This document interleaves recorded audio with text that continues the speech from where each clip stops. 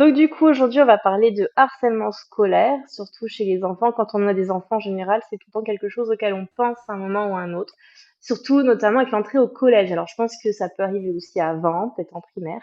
Mais c'est vrai que le collège, ça marque un tournant et qu'il y a pas mal d'enfants qui peuvent connaître ça à cette période de leur vie où en plus c'est le début de l'adolescence, préadolescence, adolescence, et donc il y a plein de changements aussi au niveau corporel, mais aussi au niveau psychologique, où ils vont être plus tournés vers leur père, leurs amis, plutôt que leur famille. Ils vont s'identifier vachement aussi à leur groupe, etc. Donc aujourd'hui, on va parler de ça, qui est aussi un sujet très émotionnel quand on est parent, parce que bah, vu que ça nous fait peur, vu que ça nous angoisse, ça va nous remuer, on peut avoir aussi des réactions un peu vives ou au contraire minimisées. On va voir tout ça ensemble aujourd'hui avec Julie et on va voir concrètement bah, qu'est-ce qui se passe, qu'est-ce qu'on peut faire en tant que parent pour accompagner nos enfants. On va voir ça dans un cas si notre enfant est harcelé, mais aussi si notre enfant est celui qui harcèle, donc qui est harceleur. Voilà. Est-ce que Julie, tu veux commencer? Ouais, parce que en fait, la problématique, à laquelle on doit faire face aujourd'hui, c'est que nos enfants sont hyper connectés. Alors sans jugement de valeur parce que ça vient avec leur époque et il y a pas à dire que c'est moins bien aujourd'hui par rapport à ce que nous on a vécu. Mais moi au collège, j'avais pas de téléphone encore. Je l'ai eu, après le brevet pour me récompenser et cetera. Donc au collège, on n'était pas autant connectés qu'aujourd'hui.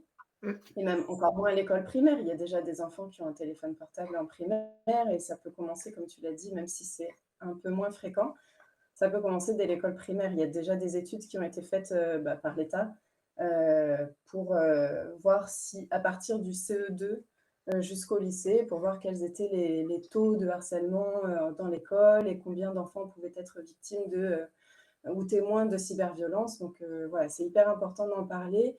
Et, et d'en parler surtout avec cette posture de on a tout à apprendre d'eux et non pas c'est nous qui savons mieux que vous les jeunes parce que sinon en fait la communication sera bloquée et c'est là la clé en fait de toute cette problématique, c'est la communication avec nos enfants et de ne pas rompre le lien. Voilà, je ne vais Mm. pas trop spoiler, mais en gros on va parler de ça.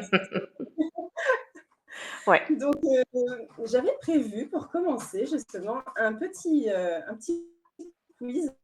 Alors, on n'a qu'une personne avec nous en live, mais Betty, tu vas pouvoir participer aussi. Ouais, grave. Euh, je vais vous montrer des emojis et vous allez me dire si vous avez une idée de ce que ça peut signifier déjà pour vous et pour les ados aujourd'hui. Par exemple, voilà, le pouce. Ah, comme ça.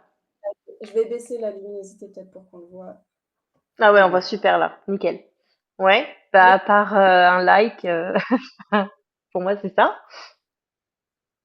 ouais. Et Émilie, toi, est-ce que tu l'utilises? Est-ce que Je l'utilise pas beaucoup, non. ouais. Du coup, et Et si, mon ado non plus, donc si tu devais le recevoir, comment tu le prendrais, par exemple, si quelqu'un t'envoie un pouce comme ça? je pense que après si c'est, suite à, tu vois, une conversation, juste un pouce, ça veut Et- dire, genre, «Ouais, bah, tu me gonfles un peu» et voilà quoi. C'est, Alors, pour beaucoup de personnes de nos âges, je ne sais pas quel âge tu as, mais voilà, pour les personnes qui sont plus adolescentes, on va dire, ça symbolise OK. En gros, pouce, c'est une sorte d'adhésion.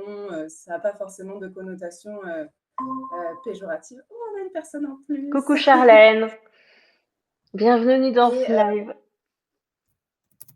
est-ce que tu nous entends bien? Il y a un chat pour les personnes qui n'ont pas forcément leur micro ou de cam, si jamais vous avez besoin de nous poser des questions ou nous dire s'il y a un problème de connexion ou quoi que ce soit. Pour résumer, Julie nous fait un petit quiz, un petit test emoji sur le thème du harcèlement et cyberharcèlement, du coup, pour le petit quiz.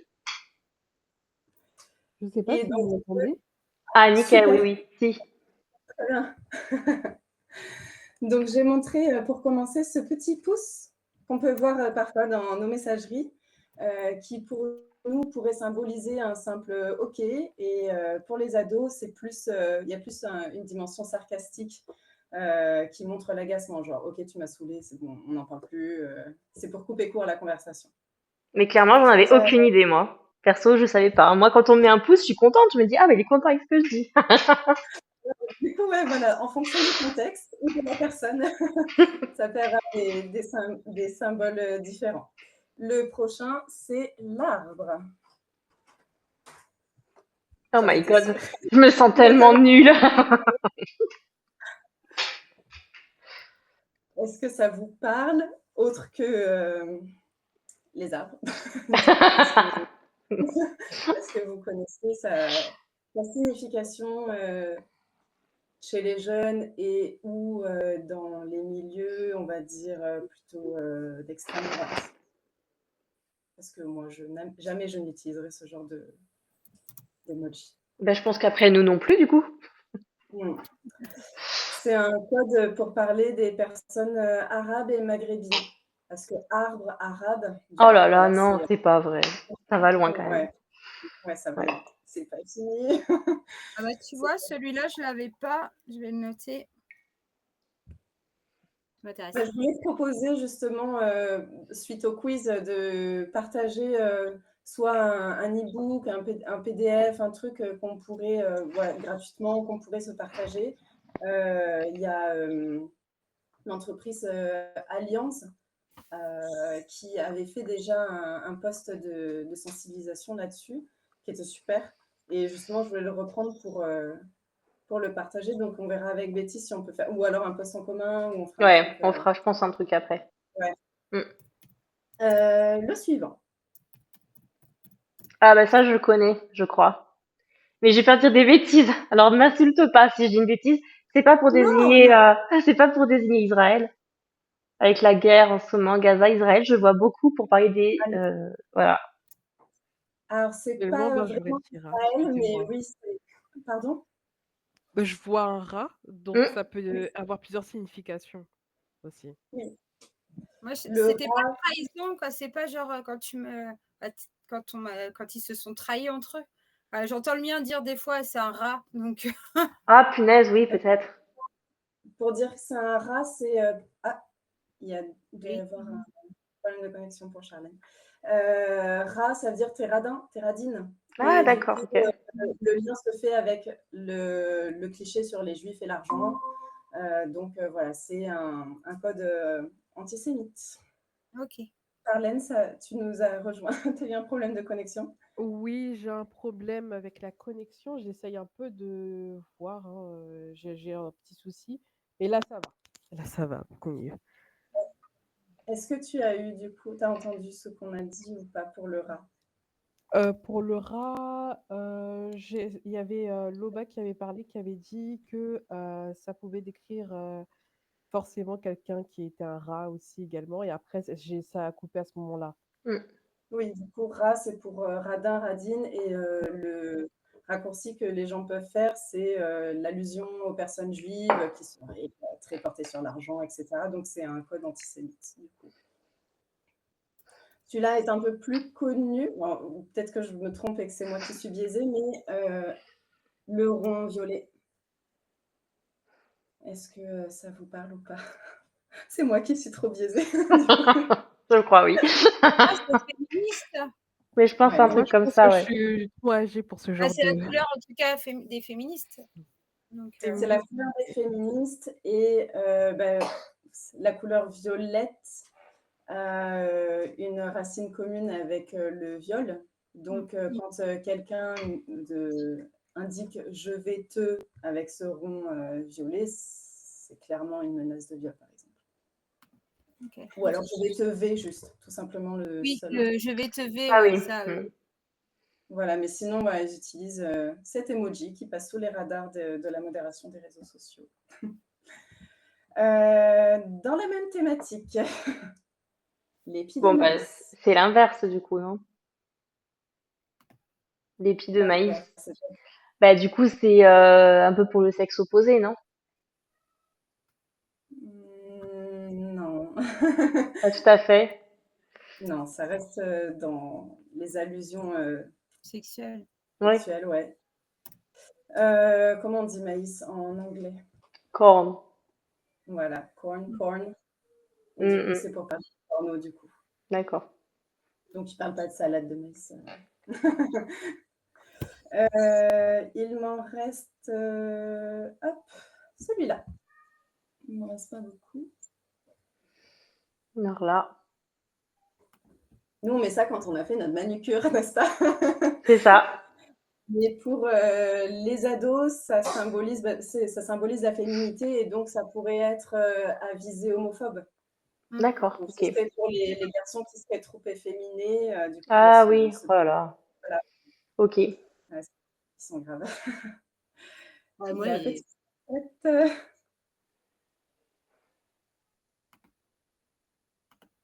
ça va pas être c'est encore sexuel. Hein. Mm. Non. Alors, Non. en fait, ça dépend. Si on est, là, on bascule.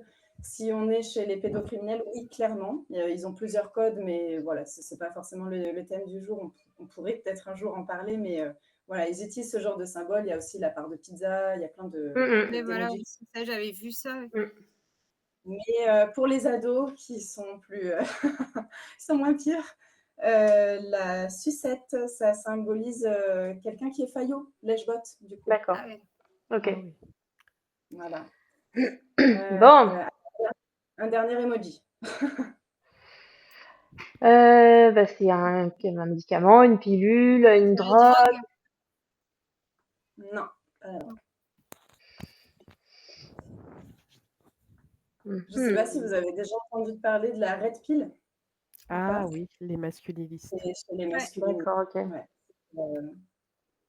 C'est voilà, une référence à la red pill. Et un dernier alors c'est pas un emoji, mais c'est quelque chose qui est hyper important, je trouve, et on s'arrêtera sur ça. C'est les 3 lettres KYS pour Kiss. Est-ce que ça vous parle ou pas du tout? Pas du tout pour moi.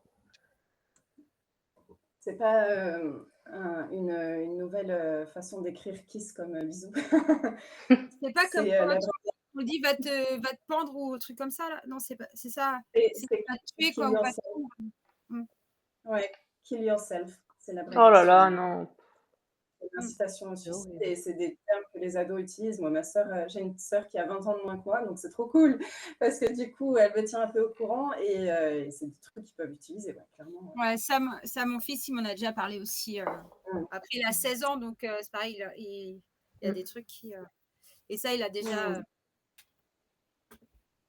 Ouais. Voilà, tout ça pour dire que parfois, on passe à côté de certains messages qui nous semblent anodins parce que voilà, c'est des emojis, ça a l'air mignon et en fait,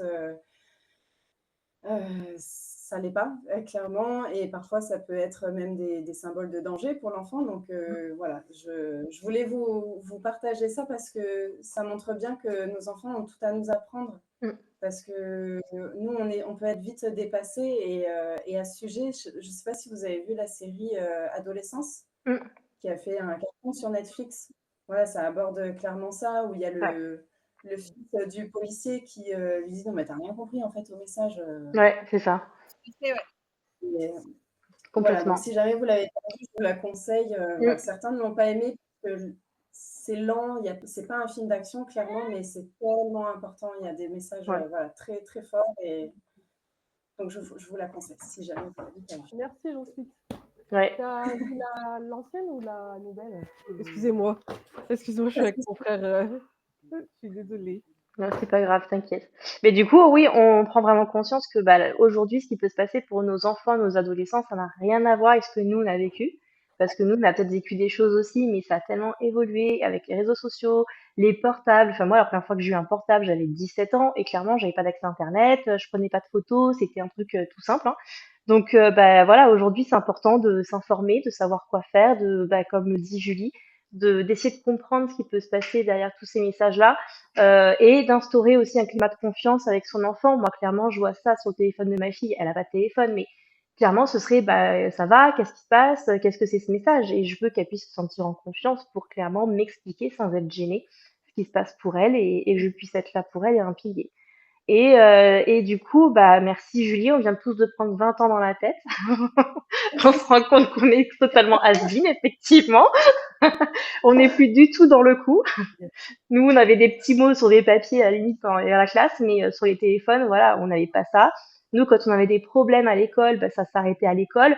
Dans le pire des cas, ça continuait un peu dans la rue si on les croisait, mais une fois chez soi, et ben en fait, ça faisait barrière, c'était notre cocon. On savait qu'on avait ce répit-là, qu'aujourd'hui, il n'y a pas ce répit-là, parce qu'il y a les réseaux sociaux, parce que ça continue encore en ligne. Et sur les réseaux sociaux, ça prend des proportions qui peuvent être vraiment énormes, quoi. Ça ne s'arrête jamais. Donc, euh, donc voilà, on D'autant continue. Oui, vas-y. d'autant plus que l'anonymat, il peut y avoir une plus grande facilité à exprimer des choses qu'on n'oserait même pas dire en face.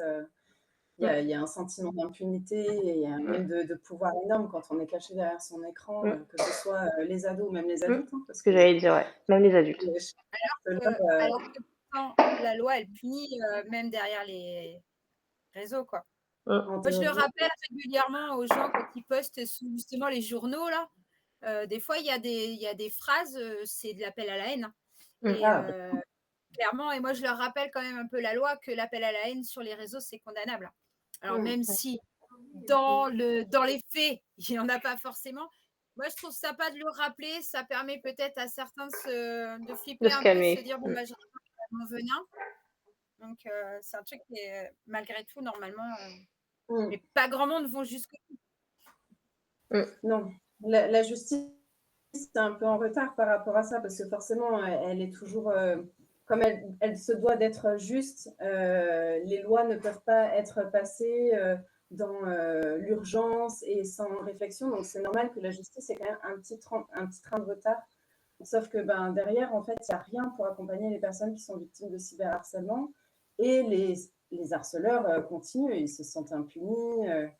Ils ne se rendent même pas compte en fait de ce qu'ils font. Il y a eu une personne, là, une féministe, qui a eu un procès face à ces harceleurs récemment à Paris. Je crois que c'est le 17 septembre.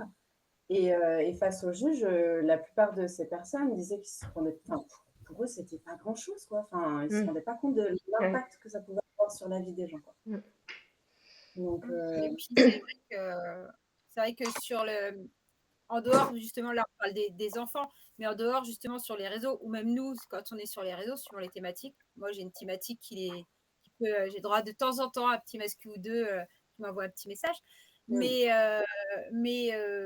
les trois quarts du temps, quand il y a des plaintes, la police dit, bah ouais, mais en même temps, vous n'avez qu'à pas vous mettre sur les réseaux, vous n'avez qu'à pas parler de thèmes ou choses comme ça. En gros, on est encore sur le même principe de la mini-jupe, mais vous Ouais, l'avez c'est bien ça. cherché, quoi.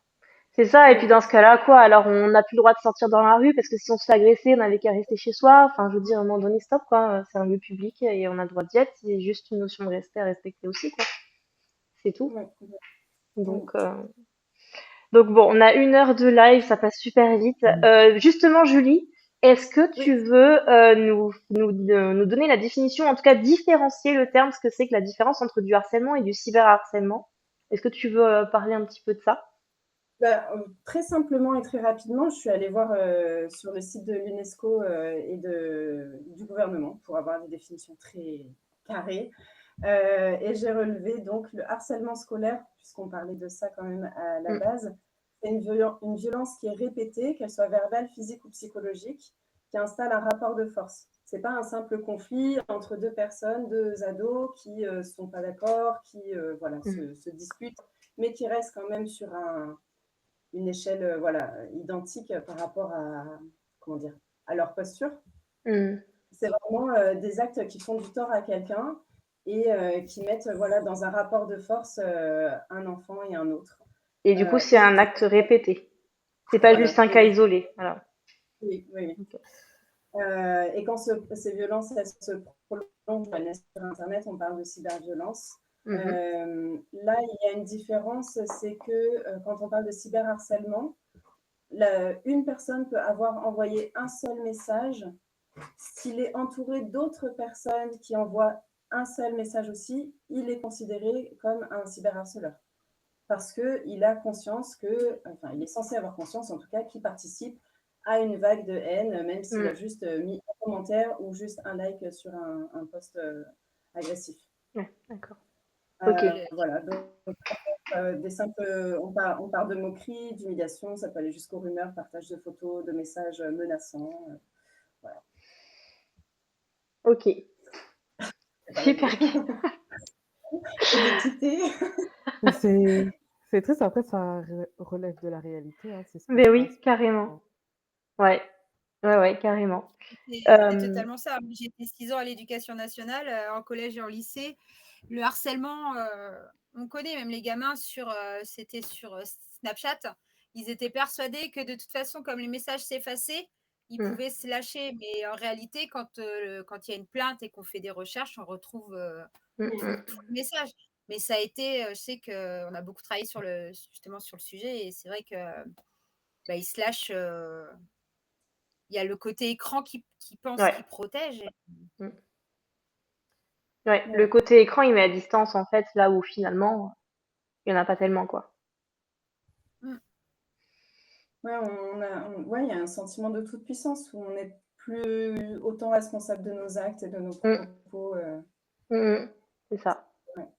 Ouais. C'est assez étonnant comme phénomène, je trouve. J'arrive pas à l'expliquer. Ouais, Je sais pas ben, ouais. si je sais pas. Est-ce que c'est parce que du coup, comme on a grandi dans un, mais bon, comme on grandit dans une société quand même qui est violente, Mm, où nos besoins ne sont pas respectés, où on manque d'empathie. Enfin, la plupart des gens manquent d'empathie. Du coup, est-ce que le fait d'être derrière un écran, ça coupe encore plus l'empathie qu'on pourrait avoir envers les personnes qu'on vise? mm. Je sais pas, parce qu'il y a quand même des personnes qui sont sensibilisées à ces questions-là. Moi, j'ai toujours cet exemple qui me revient en tête d'une de mes connaissances qui est pourtant en fait hyper engagée, hyper militante, qui a un jour mis un commentaire sous une publication d'un média en parlant de Taylor Swift, en disant qu'elle était insipide, je ne sais plus quel autre adjectif. Et je me suis dit, mais attends, tu as conscience quand même de ces dynamiques de pouvoir, d'oppression systémique. Et en fait, je pense qu'elle a pas pris conscience de ça. Ouais. Et, et je trouve ça fou que n'importe qui, en fait, et même nous, même moi, en fait, alors que c'est mon boulot, je Mm. pourrais un jour, sans en avoir conscience, participer à un cyberharcèlement, quoi. Il faut en avoir conscience et je trouve que c'est hyper important de se le répéter tous les jours parce que on est Ouais. humain, on n'est pas parfait, voilà, on a aussi parfois nos fatigues, nos émotions et qui débordent et Ouais. C'est ça, voilà, suivant aussi l'instant, hein, la colère, les choses comme ça. Et je pense que même inconsciemment, parce que quand moi, je sais que des fois, je réponds derrière des messages qui me plaisent pas, et dans un autre sens, je le fais dans l'autre sens un peu, quoi, parce que je mets Mm, aussi le point. Donc mm. ouais. je pense que voilà, inconsciemment, on peut même le faire. Après, on sort du harcèlement scolaire où les gamins ils reçoivent quand à l'école ils sont chahutés, à la maison ils se reçoivent. Là, c'est plus des fois un message par colère sur les réseaux, on va avoir un truc, on va dire ah, c'est bon, Mm. de mettre la personne face à elle-même aussi, quoi. Ouais. Mais c'est une forme d'harcèlement aussi. Mm. Ouais,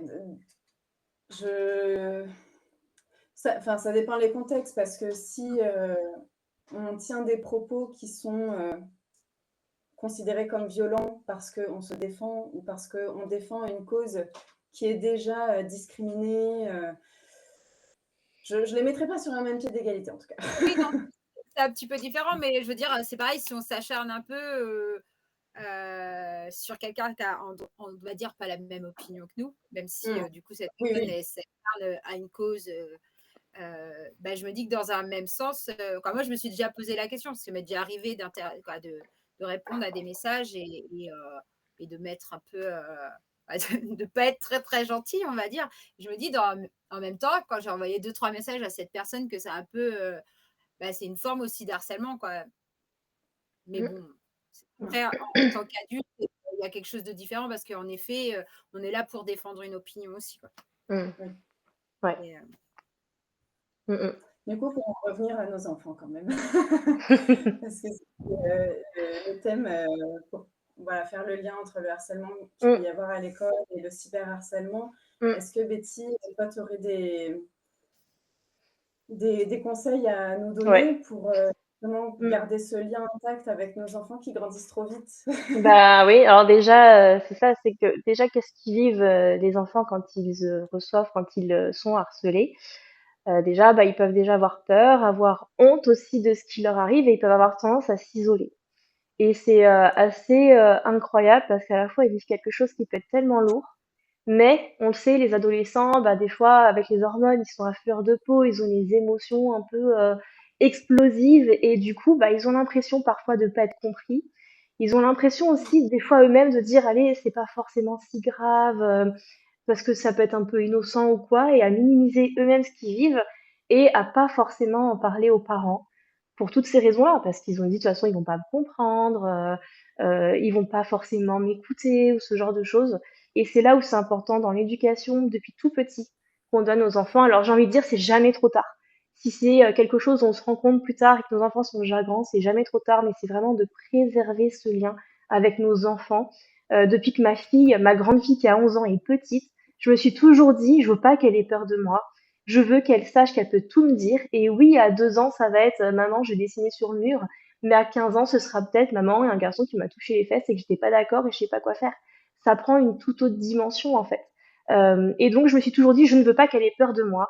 Je veux pas qu'elle se dise j'ai fait une bêtise, je vais me faire pourrir par ma maman. Ce genre de choses que nous peut-être on se disait quand on était plus petit. Et donc, j'ai toujours fait attention aux liens que j'ai avec mes enfants en passant par une éducation qu'on appelle malheureusement positive, qui est une éducation normale en fait, où en fait je vais pas les punir, je vais pas les pourrir, je vais pas leur crier dessus. S'ils font une erreur, ça arrive, on va entendre comment réparer. Parfois, je vais leur dire, ben là, je suis pas très contente quand même, mais je vais pas hurler sur eux, je vais pas leur faire peur. Et voilà, c'est pas une éducation par la peur où si tu fais pas ça, alors moi, je vais te punir et moi, je vais faire en sorte que tu vives mal pour pas que tu recommences. C'est une éducation où du coup, on reste dans le lien, où on reste dans la communication, où quand ça va pas, on peut parler, où je peux dire à mes enfants, je suis pas d'accord avec ce que tu fais, mais où eux peuvent me dire aussi ça où ils peuvent me dire, moi je trouve que cette règle elle est pas juste et on réfléchit ensemble. Et ça, je trouve que c'est hyper précieux à mettre en lien, enfin à mettre en place avec nos enfants, de garder ce lien avec eux pour bah, déjà avoir des superbes relations avec nos enfants, c'est ce qu'on veut tous vivre, de profiter de leur enfance, de profiter vraiment d'être avec eux et que eux se sentent bien avec nous. Moi, quand j'étais petite, bon, j'étais un peu sensible et tout, mais des fois, c'était pas facile de pas se sentir compris, de se sentir méchant parce que j'ai cassé, j'ai pas fait exprès, mais on est en train de me gronder, en fait. Et donc, c'était vraiment pas ce que je voulais avec mes enfants. Donc, vraiment de préserver ce lien, de rester ouvert, de rester un peu dans le non-jugement et de pas minimiser les choses, de pas dire ok ton copain t'a dit ça, bon bah c'est pas si grave, voilà il a dû vouloir faire une blague, c'est un peu maladroit, mais allez passe au-dessus. Non non, de vraiment être à l'écoute, de rester ouvert à ça, mais de rester aussi observateur, parce que parfois moi ça m'est arrivé et je me souviens que quand mes parents s'en sont rendus compte, ça faisait des mois que ça durait et ma mère a dit mais on n'a rien vu. Enfin nous on trouvait qu'elle était joyeuse, on trouvait qu'elle allait bien et elle n'a rien vu. Et même aujourd'hui avec le recul, j'arrive pas à l'expliquer en fait parce que nos enfants, ils savent donner le change. On voit pas forcément, c'est pas flagrant. Ça peut être des petites choses, des stress, des angoisses quand il faut aller à l'école. Ça peut être, ils ont pas envie d'aller à l'école. Ça peut être des cauchemars. C'est pas parce qu'ils font des cauchemars qu'ils sont harcelés forcément. Mais c'est des petites choses où il faut rester attentif et il faut rester ouvert et à l'écoute de nos enfants aussi. C'est vraiment important. Mais vraiment. Et bah derrière, après, bah, qu'est-ce qu'on peut faire avec nos enfants si on a des doutes, si on pense que ça arrive, c'est déjà d'essayer d'ouvrir un dialogue, pas forcément tout de suite de courir sur le téléphone, d'appeler l'école directement ou d'aller trouver le gamin ou les parents. Ou... Enfin, on a tous envie de ça, hein. Quelque part, on est des mamans. Moi, je suis un peu une louve et si quelqu'un touche à mon enfant, je suis un peu en mode fais gaffe, j'arrive. Mais non, c'est pas forcément ce qu'il faut faire. Même si, bah, émotionnellement parlant, c'est quand même assez dur hein, quand ça touche à nos enfants parce qu'on veut pas qu'ils vivent ça, on veut pas qu'ils soient mal. Et surtout, ça fait peur. Et c'est normal, on entend beaucoup de cas d'enfants qui se suicident, par exemple, où ça va jusque-là, parce qu'ils ont subi du harcèlement, et forcément qu'on pense à ça, si on se rend compte que nos enfants le vivent. Donc, bah, déjà, d'une part, nos enfants, bah, s'ils en parlent pas, c'est qu'ils ont peut-être peur qu'on juge, ou ils ont peur que ça empire les choses. Maman qui débarque au collège en hurlant, ça va peut-être pas forcément l'aider. J'extrapole, mais c'est un peu l'idée, quoi, et bon, C'est vrai que c'est pas facile en tant que de parent de rester zen et dire ok, j'accueille ce qui se passe, ça va aller, on va trouver une solution ensemble, mais je vais pas aller exploser tout, même si j'en ai très envie, je vais pas aller faire ça.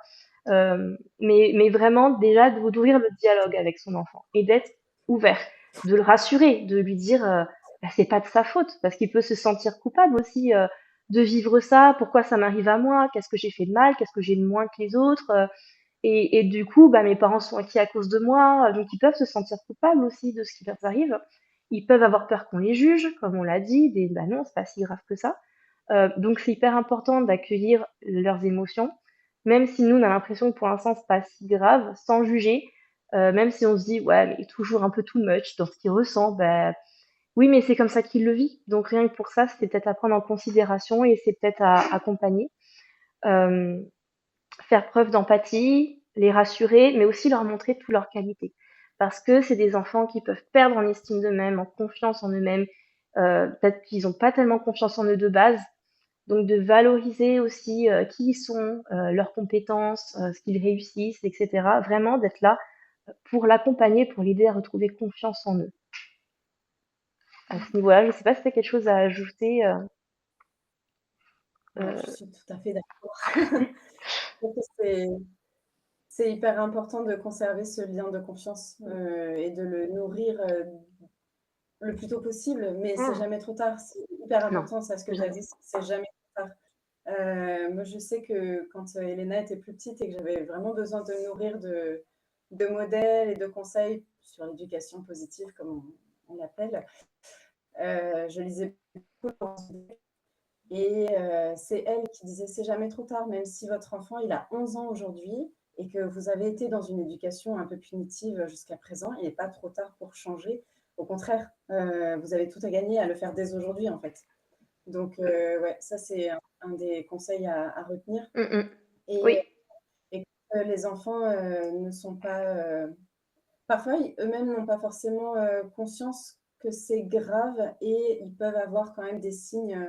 Tu parlais d'angoisse, Hmm, de troubles du sommeil, ça peut être même au niveau de l'alimentation, il peut y hmm, avoir des changements, un manque d'appétit, voilà, ou le fait même de ne plus vouloir avoir son téléphone sous la main ou d'y être un peu trop, hmm, de regarder dès qu'il y a une notif un peu en hypervigilance, ou alors être dans le rejet complet du téléphone parce que voilà, de peur de voir des choses qu'on n'a pas envie de hmm. voir. C'est vrai qu'il peut y avoir une multitude de signaux et c'est pas parce qu'on en voit un que voilà, notre enfant est cyberharcelé ou harcelé tout court, mais si on voit qu'on en a plusieurs sous les yeux, il faut voilà, ouvrir le dialogue et dans une posture très sincère et sans Hmm. jugement, c'est hyper important. Alors, il faut aussi se Et rappeler que du coup, à la maison, ça peut être aussi son endroit refuge, ça peut être son cocon, faire en sorte qu'il se sente bien à la maison. Parce que si à l'école c'est compliqué, c'est là où il va se sentir le mieux, et c'est là où on peut un peu faire barrière, où on peut être présent en fait, même si ça se passe aussi maintenant sur les réseaux, et surtout lui donner des outils qui prennent confiance en lui et qu'on lui apprenne, même quitte à faire des jeux de rôle parfois, mais à savoir dire stop, ça suffit. Stop, ouais, je te permets pas de me dire ça, ou voilà, mais à un moment donné, mettre une barrière, couper le truc, quoi. Euh, ouais. et après, moi, il y a quand même une question que je me pose, c'est qu'en tant que maman, si je sais que ma fille, je parle de ma fille parce qu'elle a 11 ans, donc elle pourrait potentiellement, mais même si elle n'a pas de téléphone et qu'elle va même pas à l'école, mais du coup, est-ce que ce serait pas, en gros, moi j'aurais peut-être ce réflexe de dire quand tu rentres à la maison, tu poses ton téléphone, tu le mets de côté et on est en famille. Mais ça fait un peu comme si on lui confisque et que du coup elle dit bah non mais je vais pas lui dire que je dis ça sur mon téléphone parce que sinon c'est sûr qu'elle va me l'enlever et du coup je vais le garder pour moi. Donc est-ce que c'est pas un truc qui pourrait être à double tranchant? Est-ce que c'est une fausse bonne idée de se dire, bah du coup, on va mettre le téléphone de côté et on va respirer ensemble et juste être en famille finalement? Il faut que ce soit fait avec son accord, dans tous les cas. Donc Je c'est crois ça. qu'on n'a pas parlé de consentement, mais c'était forcément dans nos propos, c'est que tout doit se faire avec le consentement de l'enfant. Même si, voilà, il ou elle nous confie être voilà, victime d'harcèlement scolaire ou de bousculade, ou peu importe les mots qu'il emploie, si nous, on a envie d'aller contacter le collège ou qui que ce soit, il faut que ce soit fait avec l'accord de l'enfant. Parce que si on le fait dans son dos, alors, ou alors qu'il a dit non et qu'on le fait quand même parce qu'on a envie de le protéger à tout prix, je ne crois pas que ce soit une bonne idée. Et parfois, l'enfant dit non là, et dans 2 jours, il change d'avis et il faut Mm, juste laisser le temps, voilà, de le c'est process. vrai. Il faut Mm, laisser le temps de ouais. digérer, et de se sentir vraiment soutenu et légitime aussi à en Mm, parler, parce qu'une fois qu'on pose les mots dessus, ça devient encore plus réel. mm, Une fois qu'on partage, c'est très concret, c'est très réel. C'est plus nous qui sommes seuls face à ça, et c'est hyper important de laisser à l'enfant le temps aussi de choisir, voilà, quand est-ce qu'on en parle, quand est-ce qu'on passe à l'acte. Et d'ailleurs, j'en profite du coup pour parler du numéro national t'as raison. sur la cyberviolence, le 3018, qu'on peut contacter pour n'importe quelle question en ce qui concerne le harcèlement scolaire, les cyberviolences, voilà, tout Mm, ce qui est en lien avec le harcèlement, les violences faites aux enfants. mm, mm. 3018. Et je rebondis sur ce qu'on disait tout à l'heure avec l'importance du lien. Moi, je me rappelle une fois à table, et ça m'avait fait rire, mes parents, enfin mon père, qui est toujours très taquin et un peu joueur, qui essayait de comprendre notre façon de parler quand on était ado. Parce que toutes Mm. les générations, ils ont leurs petits trucs, leurs petites phrases et machin. Et du coup, le C'est fait de l'entendre lui le dire, mais ça me faisait mourir de rire. Je le trouvais mm. ridicule, je le trouvais un peu has-been. Et donc le papa qui essaye un petit peu de parler à la Jones, tu vois. Et je me dis, mais c'est un bon truc de le faire sous forme de jeu. Soit dans son Ouais. emoji, d'être avec le téléphone avec son enfant et de dire, et ça, du coup, ça veut dire quoi? Et vraiment de lui laisser le lead. En gros, c'est lui qui nous montre un truc et le laisser même se moquer en disant mais maman tu comprends rien et puis rigoler ensemble mais n'empêche qu'il y a du lien là-dedans que ça vous permet de savoir des choses de connaître des choses et bah, si quelque chose apparaît de dire oula ça je sais ce que ça veut dire parce qu'il en a déjà parlé et du coup Mm. savoir un petit peu ce qui se passe avoir voilà, ce petit pas ce petit lien avec son ado qui est parfois compliqué parce que les ados des fois c'est une relation qui peut être très belle moi j'en suis certaine ça ne fait pas du tout peur l'adolescence mais qui pour beaucoup ça peut être aussi un peu difficile. Ouais. Ouais, je pense que le jeu, c'est pas mal. Ouais. Si l'enfant, en tout cas, aime jouer, enfin l'ado, parce que du coup, les enfants aiment jouer, les ados, après, parfois, ils peuvent se dire non, moi, je joue pas, c'est pour les bébés. Mais le jeu, ça peut être un super moyen Mm, voilà, de nous tourner au ridicule aussi pour les mettre exactement. de sachant et c'est toi Ouais, qui vas m'apprendre la vie, quoi. Je trouve ça hyper intéressant. exactement. Ouais, ouais.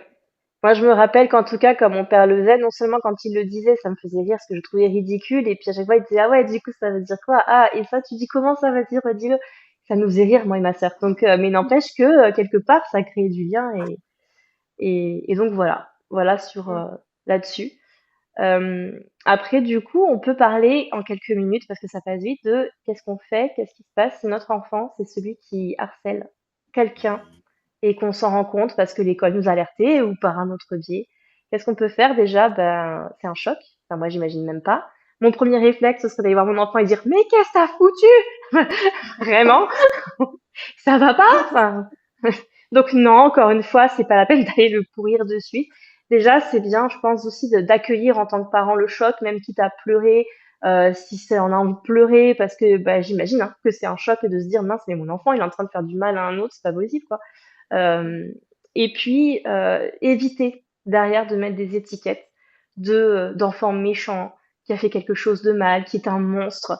Il faut pas le cataloguer là-dedans. En fait, moi, je pense que quand un enfant arrive à ça, c'est que derrière, il y a toujours un message et qu'il y a surtout un mal-être. Un enfant qui devient harceleur, il va peut-être qu'il reproduit quelque chose qu'il a vécu. Peut-être que lui, il a été harcelé et peut-être qu'on l'a pas vu. Et ça peut arriver, c'est pas forcément facile à déceler, on l'a vu ensemble. Peut-être qu'aussi, bah, c'est quelqu'un qui vit ce genre de situation dans la famille, avec des frères et sœurs plus grands, par exemple. Et pareil, on se rend pas forcément compte que ça lui fait du mal à ce point-là. Peut-être pour d'autres enfants, alors pas forcément une autre, mais les parents, on sait ce qu'on fait, mais il y a des enfants où chez eux, c'est difficile avec les parents. Donc du coup, bah, c'est une façon aussi de reprendre le pouvoir sur d'autres et de se défouler quelque part de tout ce qu'ils vivent et de tout ce qu'ils reprennent et tout ce qu'ils prennent sur eux parce qu'ils n'ont pas d'écoute. Donc, il faut pas l'oublier ça. Et c'est que derrière, il y a une difficulté, il y a un message, il y a quelque chose qui va pas. Donc, c'est pas pour ça qu'il faut vous taper la tête sur les murs en disant je suis une maman en carton. Non, c'est pas vrai. Mais c'est du coup le signe de se dire ben, on va aller discuter, comme avec un enfant qui se fait harceler, ouvrir le dialogue, pas être dans le jugement, mais vraiment essayer de comprendre. Essayer de comprendre ce Mm. qui se passe et lui faire comprendre on est là pour eux, on est là pour les aider, ensemble on va trouver des solutions, ça va aller, mais que ce comportement d'aller embêter le copain et de le harceler, ça va pas être acceptable et qu'on ça s'arrête là, quoi, on arrête, on fait pas ça. Mmh. mais que s'il y a un problème, on est là pour eux, quoi. De les aider dans la gestion des émotions, de les accompagner, de se mettre, de travailler leur empathie. D'après toi, ton copain, qu'est-ce qu'il ressent? Et puis surtout d'être ouvert à la discussion, de voir toute la personnalité, tout ce qu'on a de positif chez son enfant. Là aussi, on peut le valoriser quand il est dans l'entraide, avec la famille, avec des copains, valoriser tous les petits comportements qu'on voit qui sont positifs pour l'aider justement à se sentir mieux avec lui-même. Mmh. Parce que les enfants qui sont dans cette posture d'agresseur le font. Il n'y a jamais aucune raison à ça. On devient pas, on fait pas des actes méchants, mal intentionnés sans aucune raison. Ça n'existe pas. Si ça arrive, c'est qu'il y a éventuellement un trouble derrière, mais quelque chose voilà, qui n'est pas, comment dire, conscientisé ou totalement, où l'enfant est totalement responsable de ses actes, en tout cas. Donc, ouais, si notre enfant est dans cette posture d'agresseur, il faut absolument comprendre d'où ça vient. Et tu as bien fait de le dire. C'est vrai que, alors j'ai plus les chiffres en tête, mais beaucoup des personnes qui harcèlent l'ont été auparavant. Il y a eu une émission d'ailleurs il y a quelques mois avec Faustine, mince, j'ai oublié son nom. Bolaer, truc comme ça? Oui, ouais, qui parlait d'harcèlement scolaire et il y avait justement, une des filles qui avait harcelé une autre qui avait dit, mais moi j'ai été harcelée avant et j'ai reproduit ça et elle s'en voulait énormément, elle a demandé pardon et tout. Enfin, c'était vraiment dans un but de reconstruire et de réparer.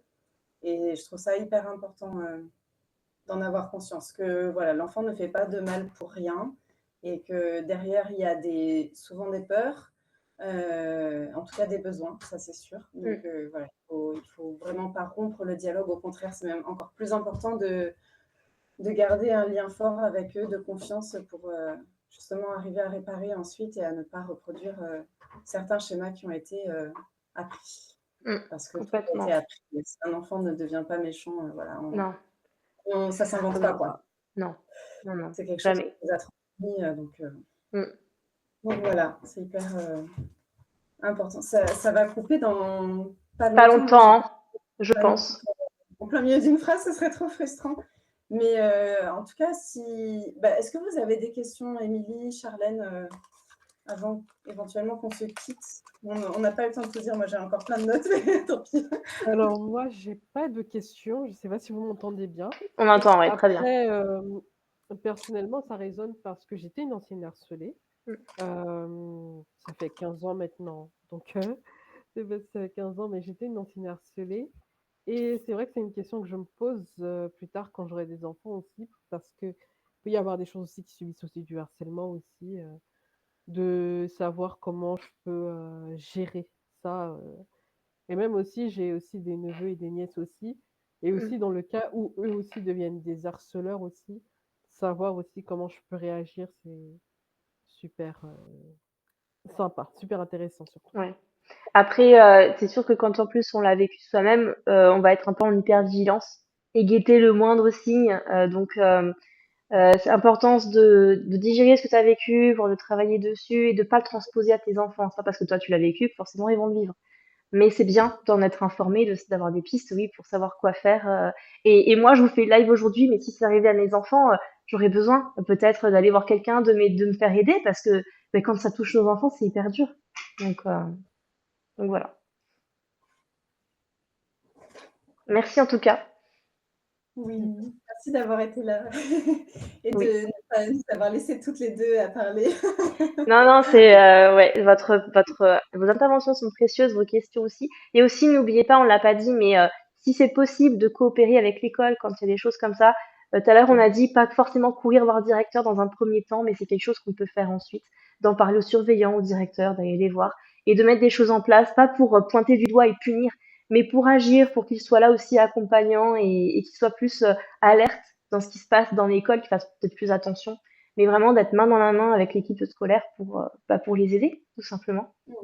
Et de trouver une personne dans l'établissement qui puisse être un repère.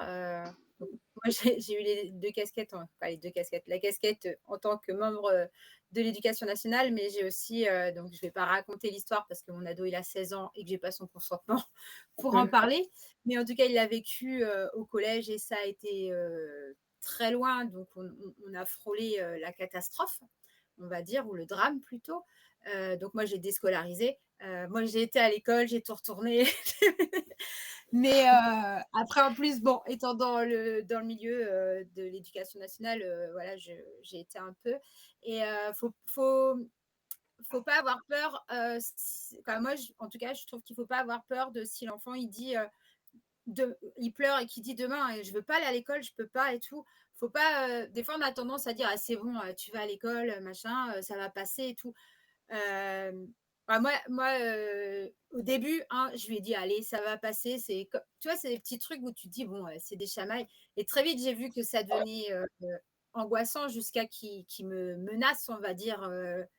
Donc, où je me suis dit, waouh, là, il faut faire quelque chose. Et parce que l'école, c'est bien de leur en parler, hein. Moi, au début, je leur en ai parlé, hein.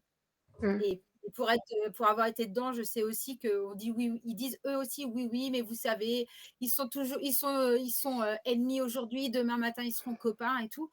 Pas toujours. Et quand, voilà. Après, faut quelques années, disons que nous, on a fait le collège en instruction en famille et c'est ce qui l'a fait qu'aujourd'hui, il va mieux. Mais je peux vous assurer que ça a été compliqué parce que il y a des lois avec l'instruction en famille. Et quand on a voulu qu'ils retournent à l'école, quand nous, non, mais quand l'académie aurait bien aimé qu'ils retournent à l'école, moi, j'ai été jusqu'au la désobéissance civile. Hein. J'ai été jusque-là, jusqu'au tribunal parce que c'était trop dangereux. Quoi. Ça reste un adolescent aujourd'hui qui est fragile. Malgré. Maintenant, il faut. Voilà, ça a quand même fait quelque chose avec les relations sociales et tout. Donc, c'est vrai qu'il ne faut pas prendre à la légère. Et même s'ils disent je ne veux pas aller à l'école, et après tout, une journée d'école, une semaine. Moi, j'ai eu un super médecin traitant hein, qui a carrément fait un courrier à l'école en disant non, pendant un mois, il ne sera pas à l'école.